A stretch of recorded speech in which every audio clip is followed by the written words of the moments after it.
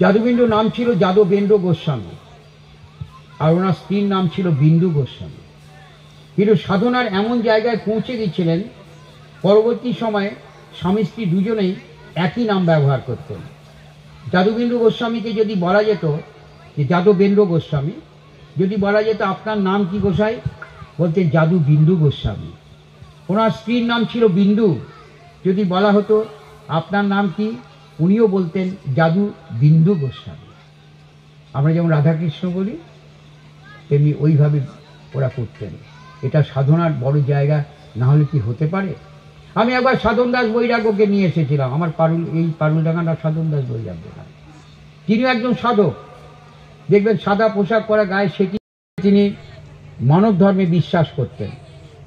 তার কারণ তিনি বলতেন মানুষের জীবনে যে হৃদয়টা আছে, এটাকে যদি জমিন ভাবো, তাহলে তুমিও একজন চাষি।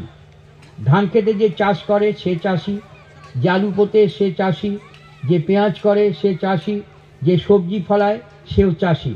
কিন্তু মানব জমিটাকে চাষ করবে কে? তাই উনি কাউকে কটাক্ষ করেননি। তিনি তার গানের মধ্যে লিখেছিলেন, ওরে চাষা বুদ্ধি নাশা চিনি নাতি আপন ভুই। চাষাকে উনি কৃষক বলেননি, কোনো চাষিকে হেয় করেননি।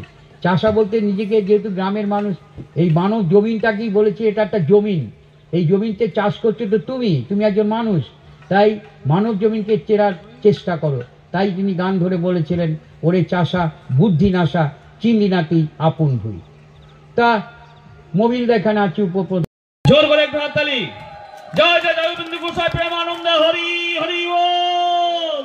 জয় জয় যাদুবিন্দু গোসাই প্রেমানন্দে হরি হরি বল। জয়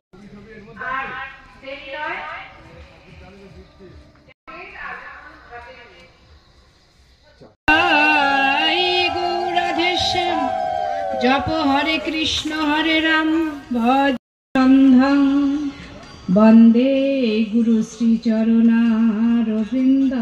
কৃষ্ণ